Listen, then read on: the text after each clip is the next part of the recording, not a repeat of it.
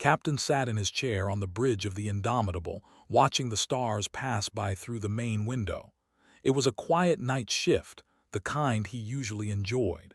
His crew worked at their stations, checking systems and monitoring space traffic. Everything was normal. Everything was peaceful. Then the alarm sounded.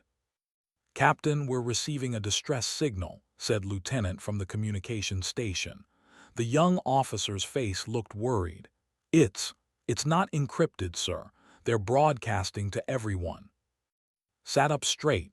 An unencrypted distress call meant desperation. It meant someone was so afraid they didn't care who heard them. "Put it through," he ordered. The speakers crackled to life. The voice that came through was high-pitched and trembling with fear. "This is Envoy of Prime. We are under attack. The swarm has come to our world. They are killing us. We have no weapons. We have no defenses. Please, someone help us. Our children are dying. Please." The message repeated. Again and again, the same desperate plea echoed through the bridge. Felt his chest tighten. He had heard many distress calls in his 20 years in space, but something about this one cut deeper. "Where is Prime?" he asked. Worked quickly at his console. "Outer Rim, sir. Sector 7, it's a garden world. They are a peaceful species. They're part of the Galactic Council." "How far?" 6 days if we use the jump drive, sir." Doctor looked up from her medical station. "The swarm, I've read about them. They're predators. They strip entire planets and eat everything. The species, the plants, even the bacteria, they leave nothing behind." Stood up and walked to the main display. He pulled up the information on Prime. The planet was beautiful, covered in green forests and blue oceans. They looked like large insects, with delicate bodies and thin limbs. Their cities were works of art, built with mathematics and harmony in mind.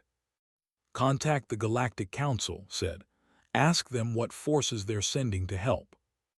Worked for several minutes, then his face fell. "Sir, the Council says they cannot interfere. They claim it's a natural evolutionary conflict. They say they must defend themselves or accept their fate." "That's insane," said, standing up. "They evolved on a world with no predators. They don't even understand violence. This isn't evolution, it's genocide." Felt anger burning in his chest. The Galactic Council had accepted humanity 23 years ago, but they had never truly understood Earth's people. They thought humans were strange and dangerous because Earth was a Class 12. They didn't understand that growing up fighting for survival had taught humans something important. Sometimes you had to fight for those who couldn't fight for themselves. "How long would it take Council forces to reach Prime?" asked. 3 weeks, sir, using standard drives." 3 weeks. Knew what that meant. They would be extinct in 3 weeks. The distress call would stop. Another species would vanish from the galaxy, and the Council would write a report about natural selection. "Send a message to the crew," said quietly. "All hands to the mess hall in 15 minutes. We're voting." His officers looked at him in surprise. Eyes went wide. "Sir, you mean?" "I mean we're voting on whether to go help them, against Council orders." 15 minutes later stood before his crew of 200. They were all humans, volunteers who had chosen to serve on the Indomitable. They came from all over Earth, from every country and culture. What united them was simple. They believed in helping others. Didn't give a speech. He just told them the facts. They were dying. The Council wouldn't help. The trip would take 6 days using Earth's experimental jump drive, which most alien species considered too dangerous. If they went, they would be disobeying direct orders. They might be court-martialed when they returned. They might lose their jobs, their pensions, everything. But they could save lives. "So we vote," said. "All in favor of going to Prime, raise your hand." Every single hand went up. Not one person hesitated. Felt something warm spread through his chest. This was why he loved his species. Humans were called because they came from a planet that tried to kill them every day. They had evolved to be tough, to be strong, to survive against impossible odds. But Earth had also taught them something else. Nobody should have to die alone. Nobody should be abandoned. "All right," said, "battle stations. Get the jump drive ready, prep the Marines, set up the medical bay for alien casualties. We leave in 2 hours." The crew scattered to their posts, moving with purpose and determination. Returned to the bridge and opened a channel to Prime. He didn't know if anyone would hear it, but he had to try. "Prime, this is Captain of the Earth ship Indomitable. We received your distress call. Help is coming. Hold on for 6 days. We're coming to get you, I promise." He closed the channel and looked at his crew. Was running calculations. Was organizing medical supplies. Through the window, he could see the engineering team working on the jump drive, preparing it for the dangerous journey ahead. Had been in the military for most of his life. He had fought in wars. He had seen friends die. He carried scars on his body and his soul. But he had also learned something important. Being strong meant protecting the weak. Being dangerous meant having the power to defend the defenseless. The Galactic Council thought humans were reckless. They thought Earth's people didn't understand proper procedure and political complexity. Maybe that was true, but humans understood something the Council had forgotten. Mercy was not weakness. Compassion was not foolish. Sometimes the right thing to do was also the hard thing to do. "Jump drive ready, Captain," his voice came over the intercom. "Course laid in for Prime." Took a deep breath. "All hands prepare for jump. Let's go save some lives." The Indomitable's engines flared bright blue, and the ship vanished racing toward a distant world where people were dying and hoping someone would care enough to help. The Indomitable traveled through, and the 6-day journey began. Captain knew they couldn't just rush into battle without understanding what they were facing. He called a meeting with his senior officers in the conference room. Doctor arrived first, carrying a data pad filled with information. "I've been studying everything we have on the swarm," she said. "It's not good news." Lieutenant came next, followed by Sergeant, the leader of the ship's Marines. Was a former Special Forces soldier, tough and experienced. Behind her came Engineer, who looked tired from working on the jump drive. Last was Pilot Bora, the best shuttle pilot on the ship. "Talk to me," said. "What are we up against?" Activated the display screen. Images of the appeared. They looked like a nightmare mix of insect and crustacean, with sharp claws and multiple legs. Their bodies were covered in thick armor plating. "They are a hive species," explained. "They have different types of individuals. Workers, warriors, and somewhere in their swarm, a queen who controls them all. They reproduce incredibly fast. One queen can lay thousands of eggs in a single day." "How do they fight?" asked, leaning forward. "They overwhelm with numbers," answered, pulling up tactical data. "They use bioships, living vessels grown from organic matter. Their weapons are biological too. Acid sprays, toxic spores, and physical attacks. They board other ships and tear them apart from the inside." Frowned. "What about their technology level?" "Below ours," said. "They don't use energy shields or advanced computers. They rely on their biology and their numbers. But that's the problem, sir. There are so many of them. Our scans show at least 40 bioships in orbit around Prime." 40 to 1, muttered. "I've faced worse odds." "Have you fought giant alien bugs that want to eat you?" Bora asked with a nervous laugh. "No, but I've fought humans and we're meaner," replied with a slight smile. Continued her briefing. "They are the opposite of thee in every way. They're fragile. Their exoskeletons crack easily. They've never experienced war or violence. Their entire civilization is built on mathematics, art, and cooperation. They literally don't have a word for weapon in their language." "So we're protecting sheep from wolves," said quietly. "Worse," replied. "They don't just kill for food. They consume everything about a species. They want to absorb the knowledge, their culture, everything. It's complete destruction." The room fell silent, looked at each of his officers. He could see the determination in their eyes, but also the worry. They all knew this mission was dangerous. "We need a plan," said. "We can't just fight 40 ships in open combat." Stood up and moved to the display. "I've been thinking about that, sir. They use a hive structure. That means they need central command. If we can find and eliminate their queen, the swarm should fall apart. They'll lose coordination." "That means going down to the planet," said. "Going into their hive." "Exactly. It's a ground mission, not a space battle." Nodded slowly. It made sense. Hit the head and the body dies, but it would be incredibly dangerous. They would be going into the heart of enemy territory. "I need to understand the better," said. "Do we have any on board?" "Yes, sir, 3 refugees. They were off-world when the attack began. Envoy and 2 others." "Bring them here. I want to talk to them." 10 minutes later, Envoy entered the conference room. There was about as tall as but much thinner. Their body was covered in a light blue exoskeleton that shimmered in the light. They had 4 arms and large compound eyes that looked nervous and afraid. "Captain," said in their high musical voice, "thank you for coming to help us, but I must ask, why? Your council ordered you not to interfere. You risk punishment. You risk your lives. We are strangers to you." Stood up and walked over to. "My planet Earth has a long history. We fought many wars. We killed each other for thousands of years. We almost destroyed ourselves several times. But we learned something from all that pain. We learned that the worst thing you can do is stand by and watch others suffer when you have the power to help." His eyes seemed to shimmer with moisture. "But you don't know us. We are alien to you." "That doesn't matter," said simply.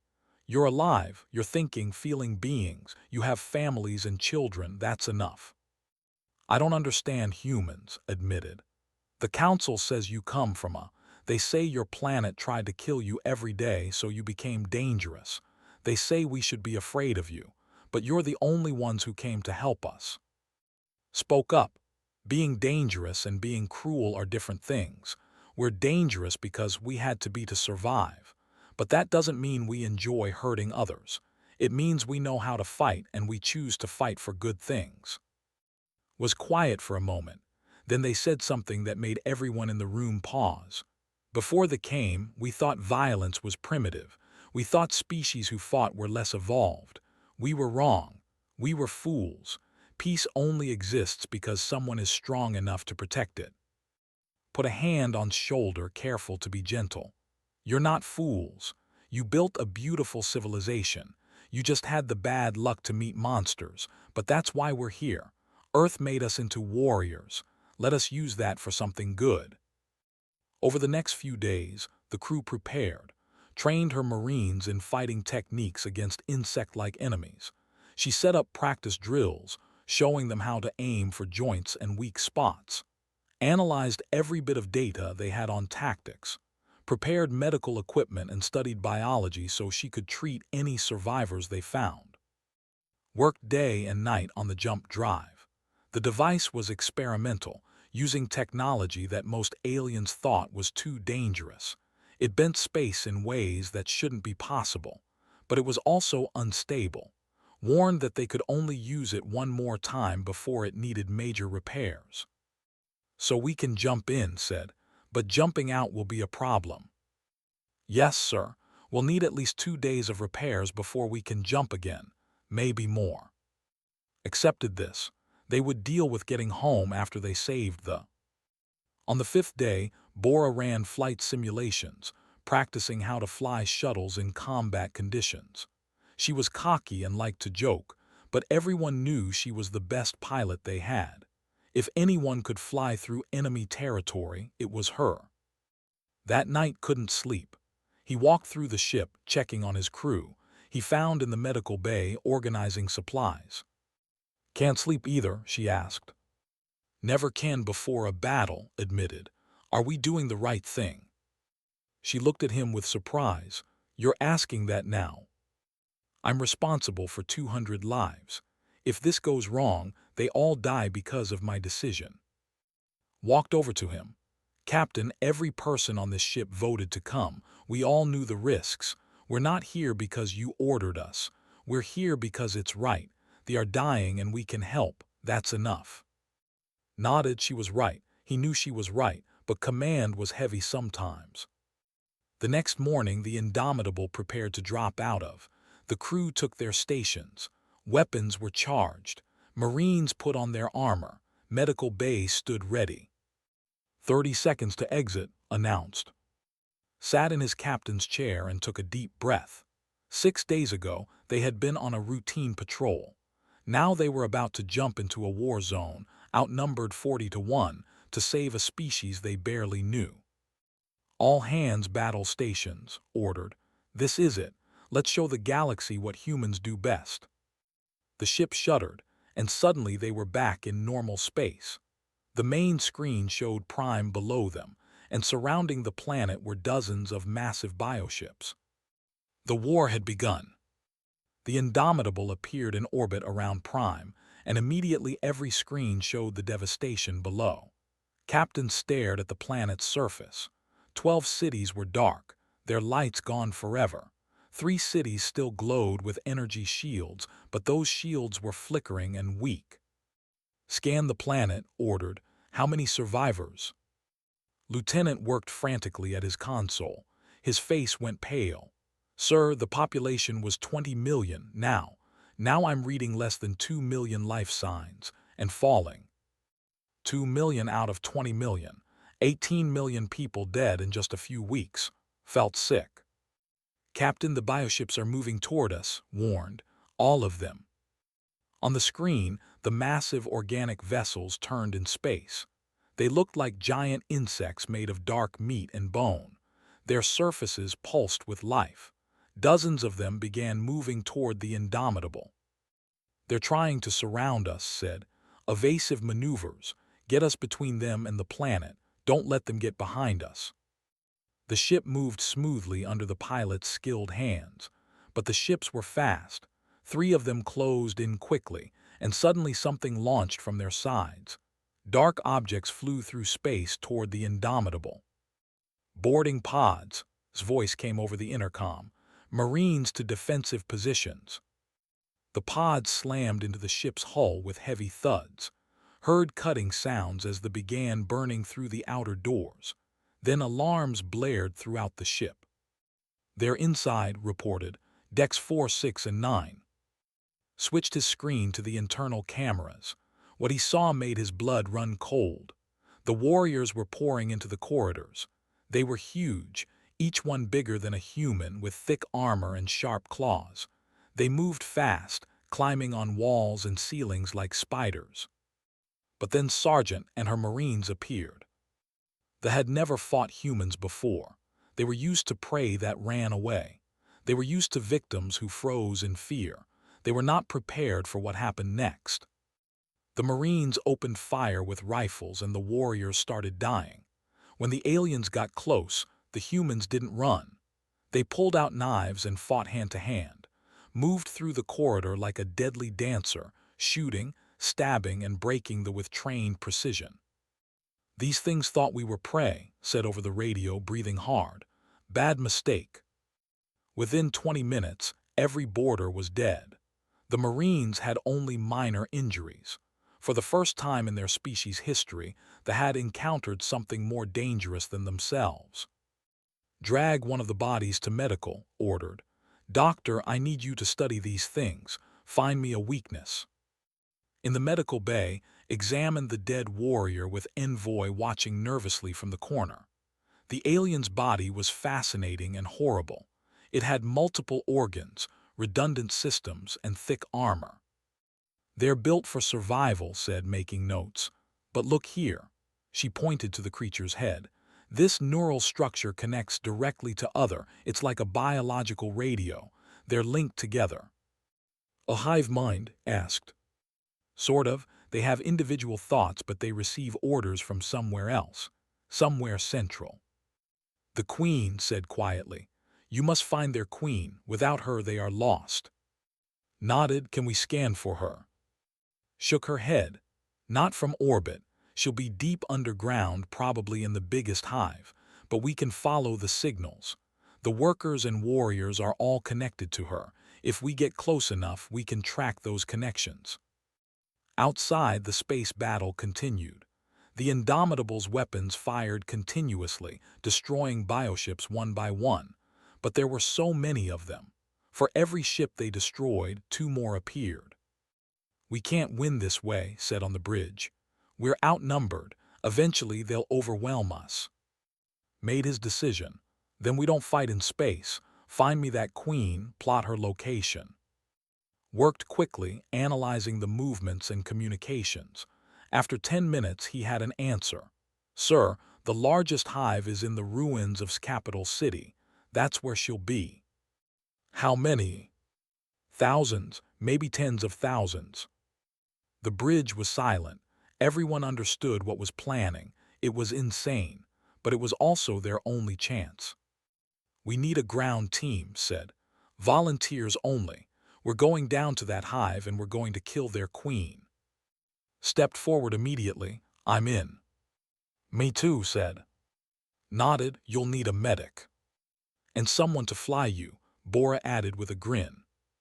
Looked at his volunteers. 5 people against an entire hive. It should have been impossible, but humans had done impossible things before. Said over the intercom, "You have command while we're gone. If we fail, take the ship and run. Save as many as you can and get them out of here." "Sir, That's an order. The mission is to save lives. If we die, you need to survive to complete it." There was a long pause.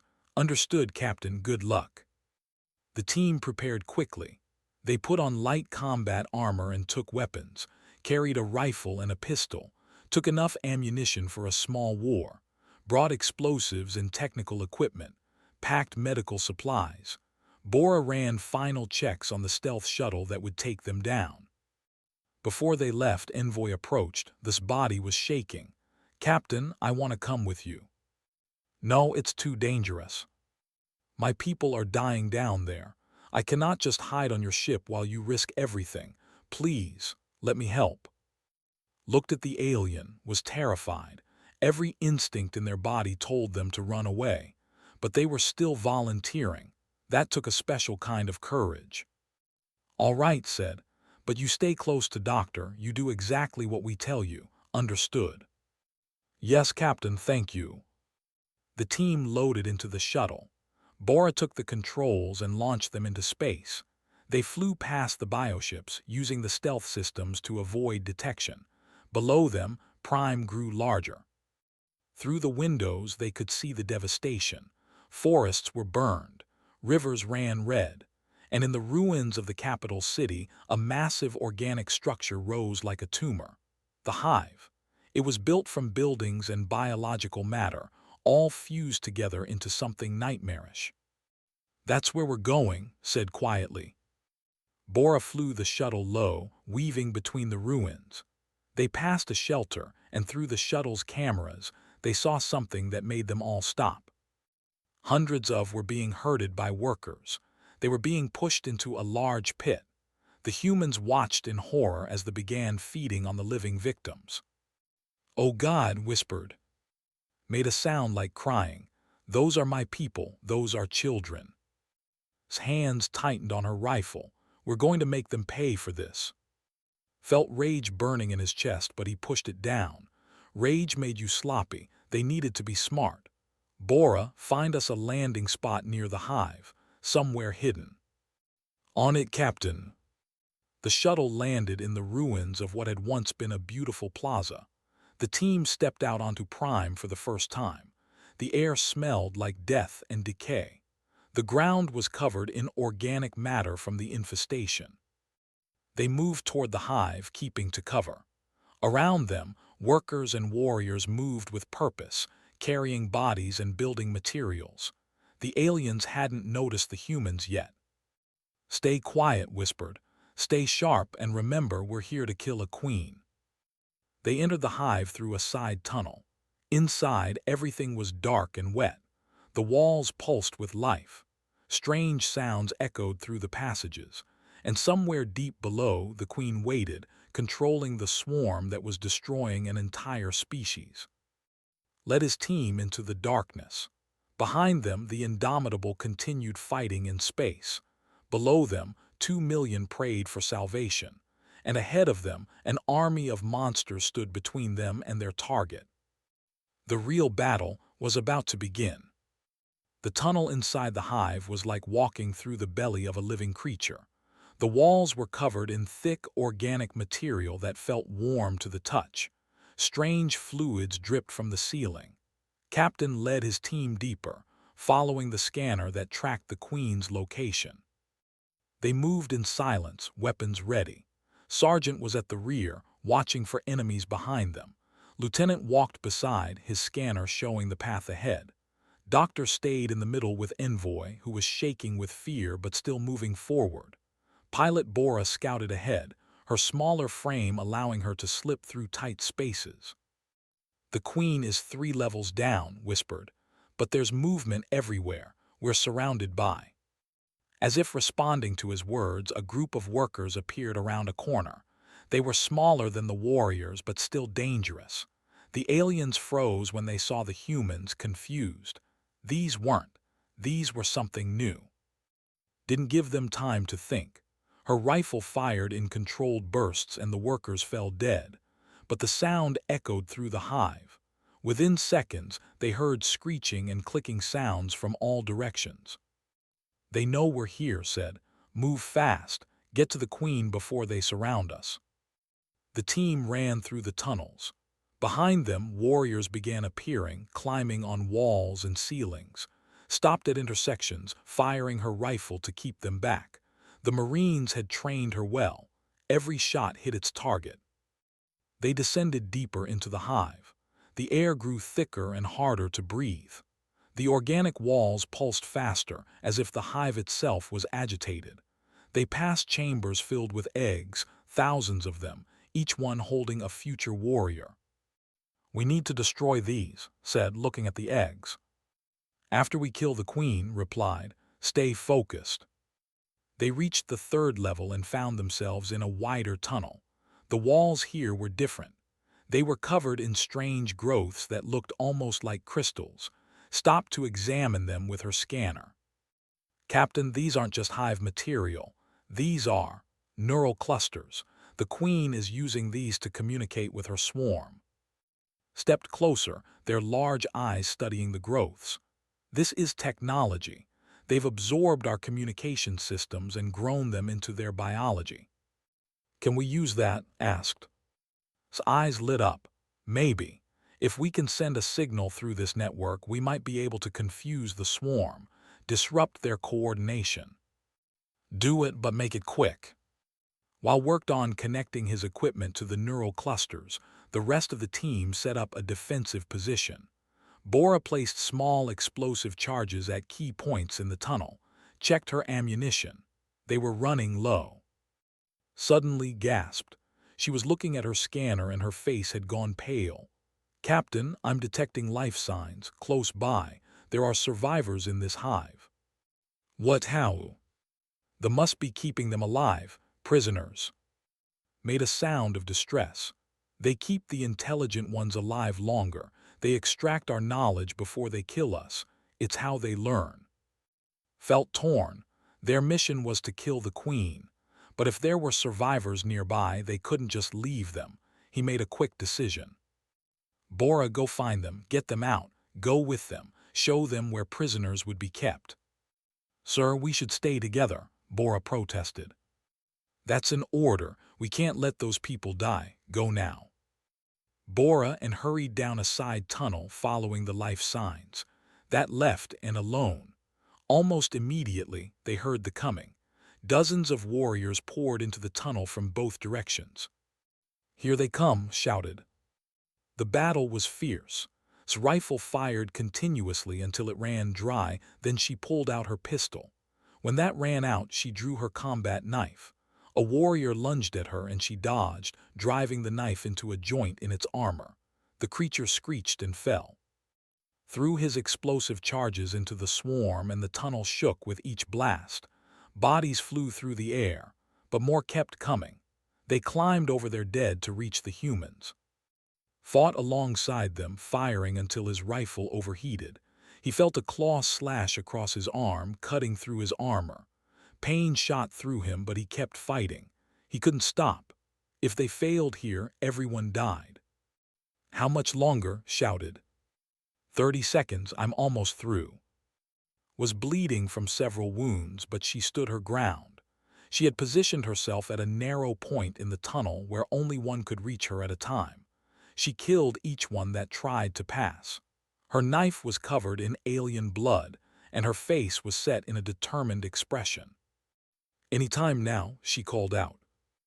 "Got it," pressed a button on his device, and suddenly every neural cluster in sight began glowing bright blue. A high-pitched sound filled the tunnel. The warriors stopped attacking. They stumbled around, confused, their connection to the Queen disrupted. "Run," ordered. The three of them sprinted down the tunnel toward the Queen's chamber.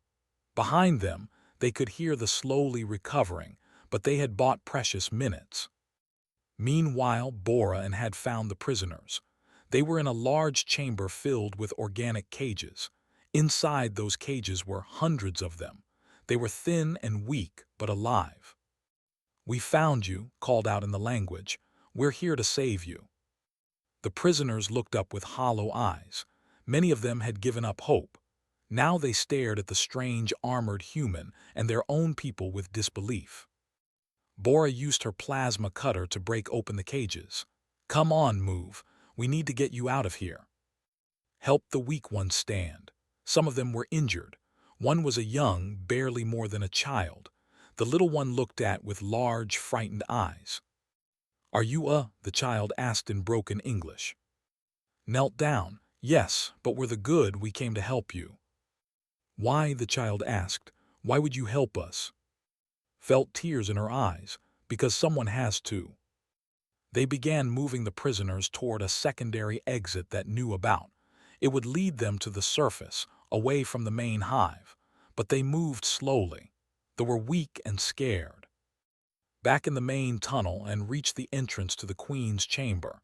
It was a massive opening like the mouth of a cave. Inside they could hear movement, lots of movement. "She's in there," said, checking his scanner. "But so are thousands of her guards." "Then we'll have to fight through them," said. Reloaded her last magazine. "I'm almost out of ammunition." "Me too," admitted. He looked at. "How much explosive do you have left?" 2 charges, not enough to bring down the whole chamber." They stood there, 3 humans against an army. The smart thing would be to retreat. The smart thing would be to call for backup. But there was no backup coming. There was no time. Made a decision. He took off his equipment pack and opened it. Inside was an emergency power cell, the kind used to restart a ship's reactor. It wasn't meant to be a weapon, but anything with that much energy could be made into one. "I have an idea," said quietly, "but you two need to leave." His eyes widened. "Sir, no." "That's an order, Sergeant. Get back to the shuttle. Help and Bora evacuate the prisoners." "Captain, we're not leaving you here to die." Looked at his 2 officers. They had followed him into hell without question. They deserved better than this. But someone had to do it. "I'm not ordering you to abandon me," said. "I'm ordering you to complete the mission. Save those, get them to safety. That's what matters." His voice was thick with emotion. "Sir, there has to be another way."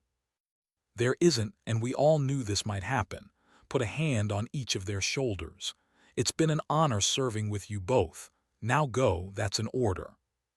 Saluted, tears running down her face. Did the same. Then they turned and ran back up the tunnel. Watched them go. Then he turned to face the Queen's chamber.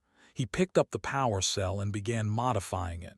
If he could overload it, the explosion would be massive, enough to destroy the chamber and everything in it, including him. He thought about his crew. He thought about the 200 people on the Indomitable who had trusted him. He thought about Earth and all the people he'd never see again. But he also thought about their children, about their civilization that deserved to survive. Being a meant understanding that sometimes someone had to die so others could live. And being a captain meant being willing to be that someone. Walked into the Queen's chamber, ready to finish what he started. Captain walked into the Queen's chamber carrying the modified power cell. The chamber was enormous, carved from rock and covered in organic material. And in the center, resting on a throne of bones and flesh, was the Queen. She was massive, 10 times larger than her warriors. Her body was bloated with eggs and her head had multiple eyes that all focused on. Around her, thousands of warriors waited, ready to defend their queen. Set the power cell on the ground and activated the timer. 5 minutes. That was all the time he had to keep them busy while his team escaped. The Queen made a sound, a horrible clicking and screeching that echoed through the chamber.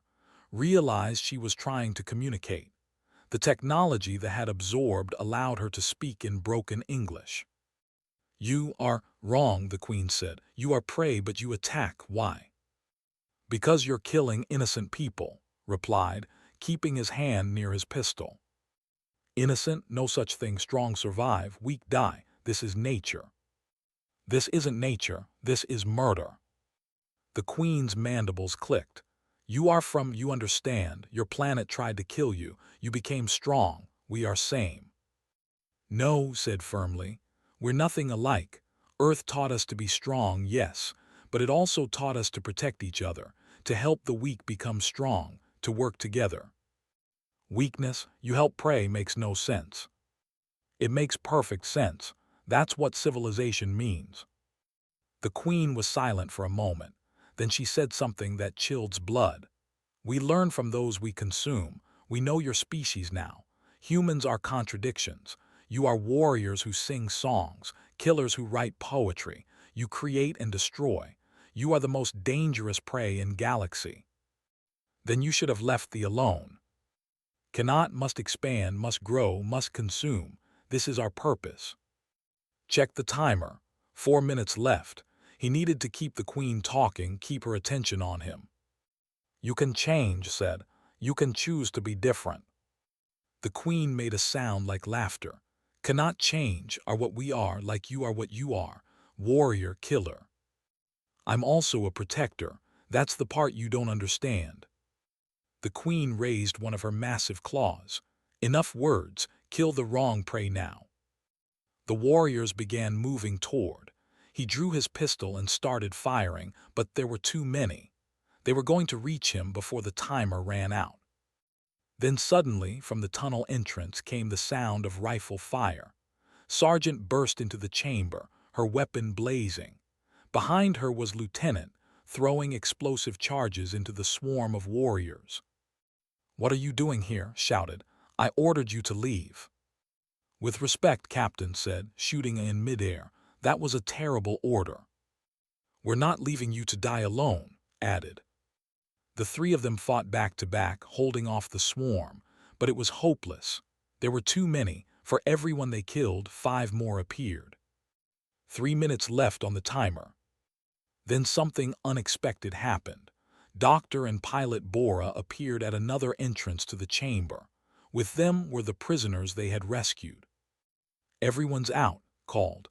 "The prisoners are being evacuated by shuttle." "Then get out of here," ordered. "The power cell is going to explode." But Bora ran into the chamber anyway. They joined the fight, shooting at the warriors. The 5 humans formed a circle, defending each other. 2 minutes left. "We need to go now," shouted. "The explosion will kill us all." But saw a problem. They had cut off their escape route. Warriors blocked every tunnel. They couldn't reach the exit in time. Saw it too. She looked at, and in that moment they understood each other without words. Someone had to stay behind. Someone had to hold the back long enough for the others to escape. "Captain, take the others and run," said calmly. "I'll hold them here." "Sergeant, no." "That's not a request, sir. Get them out of here. That's what you taught me. Protect the ones who can still live." Before could argue, pushed him toward a side tunnel.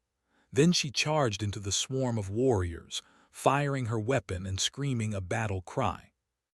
"Go!" she shouted back at them. 1 minute left. Grabbed and then ran. Bora was ahead of them, leading the way through a narrow tunnel. Behind them, they could hear fighting. She was buying them time with her life. They ran as fast as they could. The tunnel seemed to go on forever. His lungs burned, his legs ached, but he kept running. 30 seconds. They burst out of the hive into open air. The shuttle was waiting, engines running. They threw themselves inside and Bora took off immediately, pushing the engines to maximum. 10 seconds. The shuttle climbed into the sky, looked back at the hive. He thought about her bravery and sacrifice. 0. The power cell exploded. The blast was enormous, like a small nuclear weapon. The entire hive collapsed. The ground shook. A mushroom cloud of dust and debris rose into the sky. When it cleared, the hive was gone. Just a massive crater remained. The Queen was dead, and so was Sergeant. The shuttle flew back to the Indomitable. In orbit, the bioships had stopped fighting. Without the Queen to command them, they were confused and disorganized. The Indomitable's weapons destroyed them easily. On the planet's surface, the warriors wandered aimlessly. Without central command, they couldn't coordinate. They fought among themselves. Within hours, they began dying. The mission was a success. They were saved, but the cost had been terrible. 3 months later, Captain stood on Prime once more. But this time, he wore a formal uniform. Around him were thousands of and representatives from across the galaxy. They were dedicating a monument. The statue was made of crystal and earth stone combined. It showed Sergeant standing in a defensive position, her rifle ready. Her face was set with determination. At the base were words in both and Korean. She was from but she taught us how to truly live. Envoy stood beside. This body had healed and their people were rebuilding. "Your species lost one of your best," said softly. "We will never forget her sacrifice." "She would say she was just doing her job," replied, "protecting those who couldn't protect themselves." The ceremony ended and returned to orbit. The Indomitable was there, repaired and ready. Engineer had fixed the jump drive. Doctor was now leading a joint human medical program. Pilot Bora had trained several pilots in combat flying. Lieutenant met in the corridor. "Captain, we received new orders from Earth Command. And you're being promoted to Admiral. They want you to set up a rapid response fleet, train other crews to do what we did. And the court-martial for disobeying orders." Smiled slightly. Dropped. Before the Galactic Council, they told everyone what happened. The Council had no choice but to accept humanity's actions. We're being officially recognized as peacekeepers now. Nodded. It was good news, but it felt empty without there to hear it. "There's something else," said. He handed a data pad. "A distress signal. A colony world on the outer rim is being attacked by pirates. The Council says it's not their jurisdiction. They're asking if we'll respond." Looked at the data pad. He thought about what she had taught him. That being from a meant having the power to protect others, and with that power came responsibility. He looked around the ship. His crew was still here, still ready. They had all volunteered to continue the mission. "How long to reach them?" asked. 4 days using the jump drive." "Then let's not waste time. Set course, maximum speed." Saluted and went to carry out the orders. Walked to the bridge and sat in his captain's chair. Through the window, he could see Prime below, slowly healing. A message came through from the colony world. It was a child's voice, scared and desperate. "Please help us. We don't have much time." Opened a channel. "This is Captain of the Earth ship Indomitable. Help is coming. Hold on. We're on our way." The ship's engines flared bright blue and the Indomitable jumped into space, racing toward another world that needed saving. Because that's what humans did. They protected those who couldn't protect themselves. They stood between the innocent and the darkness. They sacrificed everything to save strangers.